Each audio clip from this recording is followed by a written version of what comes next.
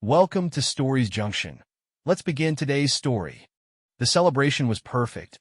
At least that's what everyone kept telling me. What I didn't know was that this night would be the one that changed everything. The private event space at Alessandro's, one of the finest Italian restaurants in Portland, was filled with laughter, clinking glasses, and lively conversation. It was the kind of night where everything felt golden, where people smiled easily, and where happiness seemed endless. Family, friends, colleagues, everyone had come together to celebrate 1 year since Elena and I got engaged. In just a few months, we'd be standing at the altar, saying our vows, promising forever. I stood at the heart of it all, soaking in the moment. The warmth, the excitement, the way people looked at us like we were a storybook couple. And in that moment, I believed it. Elena looked breathtaking. Her emerald green dress hugged her in just the right way, her dark curls framing her face, her laughter like music that made people gravitate toward her. She always had that effect. She lit up a room just by being in it. Throughout the night, people pulled me aside. "You are one lucky man, Adam," my father said, raising his glass toward me. "Elena's an incredible woman." "She's a gem," my sister Maggie added. "A total catch." Even my best friend, Daniel, who had always been skeptical about love, patted my shoulder and grinned. "Man, you hit the jackpot. She's stunning." I already knew all of this, of course. I had known since the moment I met her. Elena was the one. At least, that's what I had told myself over and over again.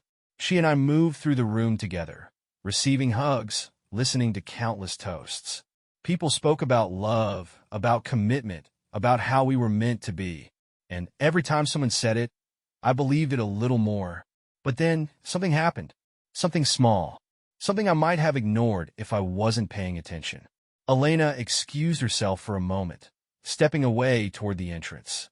I watched as she pulled her phone from her purse, her face lit up by the screen's glow. Her eyes flickered with something, hesitation, conflict. I wasn't sure. She quickly put the phone away and returned to the party, her smile unchanged, but something was different. Maybe it was nothing. Maybe it was just in my head. But from that moment on, something felt off. At first, it was subtle. She avoided my gaze a little more than usual. When I touched the small of her back, she didn't lean into it like she always did. Her laughter felt more forced, like she was performing instead of just being. I tried to shake it off. It was a long night, after all. She was probably just tired. Wedding planning had been stressful lately, and we'd both been juggling so much. I convinced myself that was all it was. Still, the feeling stayed with me. It clung to me, a whisper at the back of my mind that I couldn't quite silence. After the party, things changed. It wasn't dramatic at first. If I hadn't known Elena so well, I might not have noticed. But I did. She was on her phone constantly, fingers moving quickly across the screen. And every time I walked by, she tilted it away, just enough to keep me from seeing. At night, she rolled over in bed, keeping her back to me. When I reached for her hand, she pulled away, so naturally, so casually, that if I wasn't paying attention, I wouldn't have even realized. When I kissed her, she barely kissed me back. She still smiled. She still laughed. She still acted like everything was fine. But I could feel the difference. "Are you okay?" I asked her one night as she sat beside me on the couch, scrolling through her phone. She barely looked up. "Yeah, why?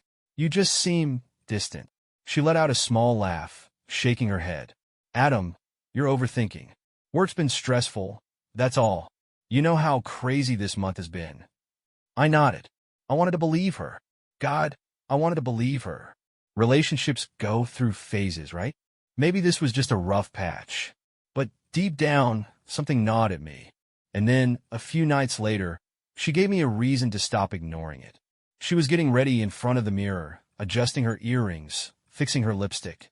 She wore that dress, the sleek black satin one she usually saved for elegant dinners or important events.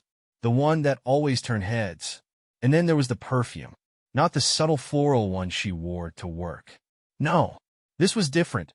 Asterisk, asterisk, darker, richer, intoxicating, asterisk, asterisk. The one she used when she wanted to be noticed. I leaned against the doorframe, watching her. Going somewhere? She smoothed her dress, glancing at me through the mirror. "Girls' night. Sophia, Claire, and the others want to catch up. I nodded slowly. Haven't seen them in a while. Exactly, she said, flashing me a smile. It's overdue. Something felt off. I wasn't sure what, but it was there, lingering in the air between us. I studied her. The dress. The perfume. The way she had spent an extra 10 minutes perfecting her makeup. It didn't feel like she was dressing for a casual night with friends. But I forced a smile. Have fun. She kissed my cheek lightly. I won't be too late. And then, she was gone. I listened as the front door shut, as the sound of her heels faded against the pavement. A moment later, her car started, and I heard the faint hum of the engine disappearing down the street. I stood there for a long moment, staring at the door. Something told me to let it go, to trust her, to believe that this was exactly what she said it was. But that voice, the one I had been ignoring for weeks, ***, was screaming at me now, ***. I grabbed my keys, and I followed her. I shouldn't have followed her. I told myself that over and over again as I gripped the steering wheel, my knuckles turning white. My heart pounded in my chest, keeping time with the soft hum of my car's engine as I kept a safe distance from hers. I wasn't the jealous type. At least I never thought I was. I wasn't the kind of man who checked his fiancée's phone or questioned her every move. But something about this night, about her, felt different. It wasn't just paranoia. It wasn't insecurity. It was instinct. She turned left, taking the road that led downtown. If she was meeting Sophia and Claire, I expected her to head toward Harrison's, the bar they always went to. But she didn't. She drove past it. I felt my stomach tighten. Maybe they changed plans. Maybe they picked somewhere else. I held on to those excuses for as long as I could, gripping them like a lifeline. Then, she pulled into a parking lot. Not a bar. Not a restaurant. A hotel. My breath caught in my throat. She parked near the entrance, took a deep breath, and checked her phone. A second later, she stepped out of the car, smoothing the fabric of her dress. I watched, frozen, as she walked toward the lobby doors. And then I saw him, a man, tall, well-dressed, standing near the entrance, waiting. He spotted her immediately, his face lighting up with something I hadn't seen from Elena in weeks. Something warm, something real. She smiled back, and then, without hesitation, she walked straight into his arms. I felt like the air had been sucked from my lungs. I had imagined this moment in my worst nightmares.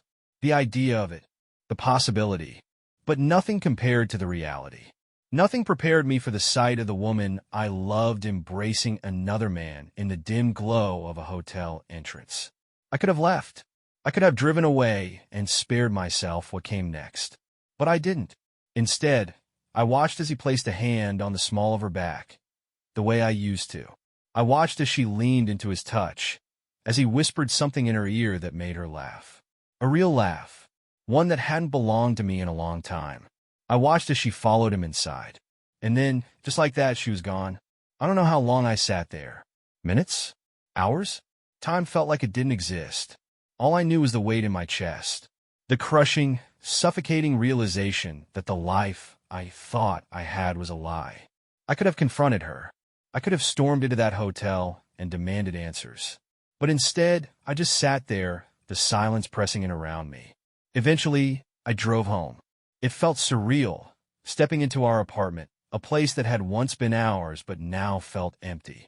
I walked through the motions, setting my keys down, loosening my tie, staring at the glass of whiskey I poured but couldn't bring myself to drink. My mind raced. My thoughts clashed, fighting to make sense of what I had just seen. Who was he? How long had this been going on? Had she ever loved me at all? Every answer burned. And then, as if the universe wasn't done punishing me, she came home. The sound of her keys in the lock sent a chill down my spine.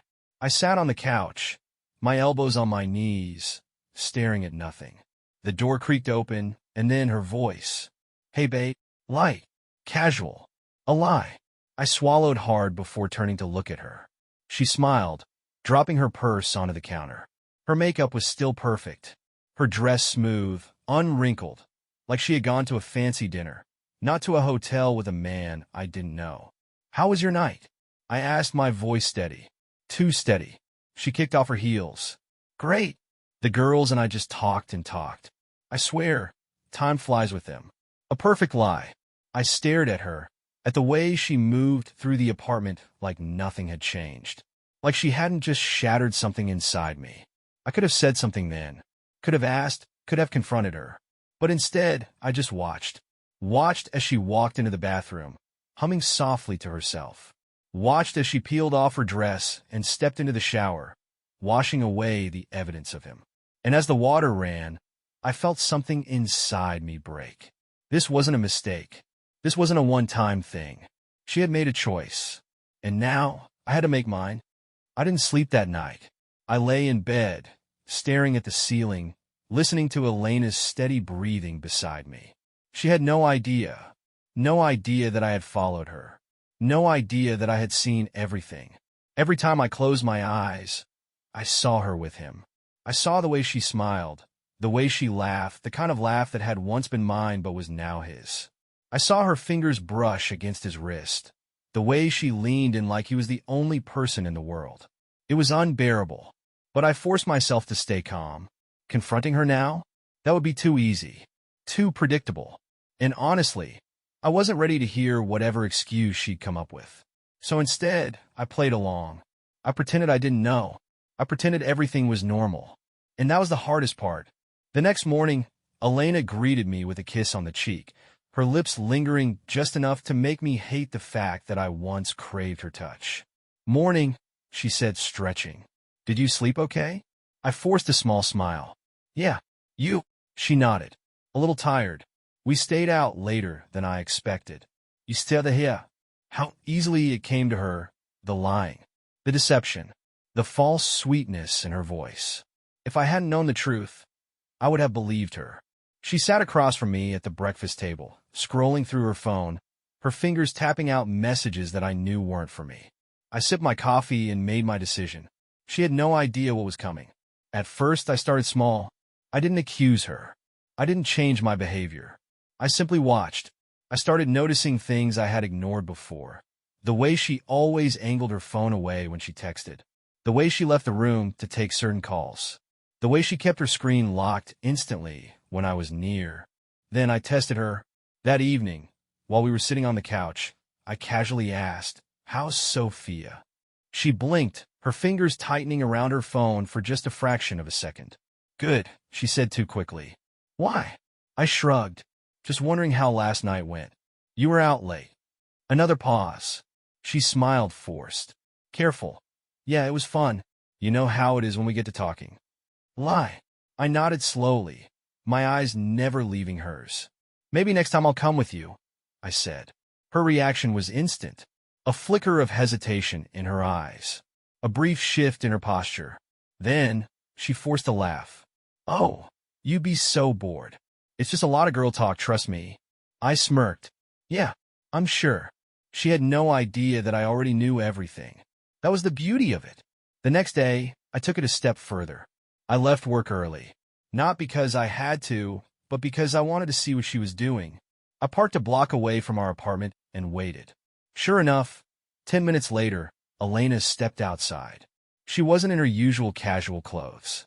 She had taken the time to dress up, a navy blue dress that hugged her figure, her hair done just right, her makeup flawless. Not the way you dressed when you were just running errands. She got into her car and drove off. I followed. This time, she didn't go to a hotel. She went to a quiet cafe downtown. And waiting for her at a corner table? Him. I clenched my jaw as I watched from a distance, my hands gripping the steering wheel so hard my knuckles turned white. Nathan. That was his name. I knew that now.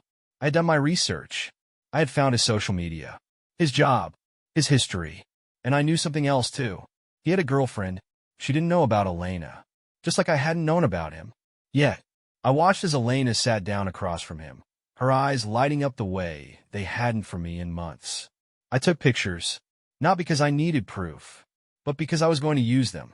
When she came home later that evening, she greeted me the same way she always did. With a kiss, with a smile, with another lie. I played along. "How was your day?" she asked as she kicked off her shoes. I shrugged. "Not bad. Just work." "You?" She stretched, her movements casual. Just ran some errands. Had lunch with Sophia again. Unbelievable. I kept my expression neutral. Oh yeah? What did you guys eat? Another slight pause. Another calculated smile. Just some salads. You know how she is, always trying to eat healthy. I nodded, sipping my drink. I had watched her drink coffee with him. I had seen the way she smiled over the rim of her cup, the way her fingers had brushed his across the table. She wasn't just cheating. She was comfortable with it. And that made everything worse. I wasn't going to confront her yet. That would be too easy. No, I was going to destroy this carefully crafted lie she had built. So I waited. I gathered more proof, more pictures, more texts, more moments where she thought she was getting away with it. And then finally I set the stage. We had a family gathering in a few days. A big one, both our families, friends, everyone who mattered. It was the perfect time, the perfect place. And when she least expected it, I was going to end this in a way she'd never forget. I wasn't impulsive. Not anymore. When I first found out about Elena's betrayal, I wanted to scream. I wanted to throw things.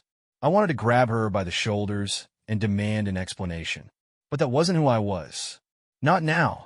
I had let her play her game for weeks, and now it was my turn. She had no idea that every time she left the apartment, I followed. That I had watched her with him. That I had read their texts. That I had spoken to his girlfriend. And now I was going to burn everything to the ground.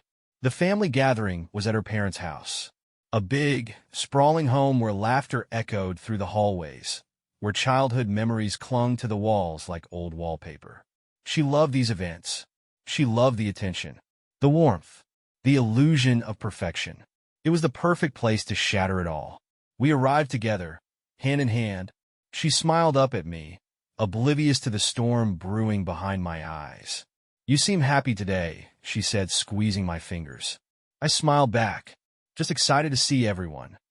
It wasn't a lie, just not for the reason she thought. Dinner was lively. Conversations blurred together. Laughter filled the air. Iwake delena. I watched the way she spoke to my family, to her own, as if nothing was wrong. I watched the way she leaned into me when someone made a joke, as if she still belonged to me. And I let her. For now. Then, when the moment was right, I stood up and tapped my glass. Everyone turned to me. First off, I began smiling. I just want to say how great it is to have everyone together. It's been a while, and honestly, I think we could all use more nights like this. A few murmurs of agreement. Elena smiled at me, unaware, unprepared. And second, I continued, I want to take a moment to appreciate someone really special. Her smile widened. This was it. She thought I was going to praise her, that I was going to worship her the way I always had. She had no idea. I want to thank Elena, I said, keeping my voice steady. She tilted her head slightly, confused, for showing me something important, a flicker of uncertainty in her eyes. She laughed, nervous now. What do you mean? I reached into my pocket and pulled out my phone, took my time, unlocked it, turned the screen around, and displayed the first picture, a shot of her in that cafe. With him. The room went dead silent. Elena's face drained of color. What is this?" she stammered. I swiped. Another picture. Her hand on his. Another. The way she looked at him. Another. His arm around her waist. She inhaled sharply. This isn't. Still lying? I interrupted, my voice calm. Too calm. She looked around, panicked. Everyone was staring. Some were frowning, others wide-eyed with shock. Her mother's fork clattered onto her plate. Her father's hands clenched into fists. She turned back to me, tears welling in her eyes. "Please, we need to talk about this privately." I laughed. Actually laughed. "Privately?" I echoed. "You didn't care about privacy when you were sneaking around behind my back. You didn't care about privacy when you were lying to everyone in this room." She opened her mouth, closed it. Then, the final blow. I turned to his girlfriend. Because, of course, she was there. I had invited her. She stood up, her face pale but her eyes blazing with fury. "You're a liar," she said, voice shaking. "I trusted him, just like he trusted you." Elena looked at me, betrayed. "You. I told you," I said softly, leaning in. "You had no idea what was coming." I walked out after that, left her there, surrounded by the weight of her own lies. I didn't look back. Didn't need to, because for the first time in months, I felt free. And she was exactly where she deserved to be. I drove home alone that night, not because I had to, because I wanted to. I left Elena sitting there, drowning in the weight of her own actions. Her parents couldn't even look at her. Her friends, the ones who had once praised our perfect relationship, whispered behind their hands. And me? I was done. I had spent too much time loving someone who had already moved on. She just hadn't bothered to tell me. So now I was moving on too.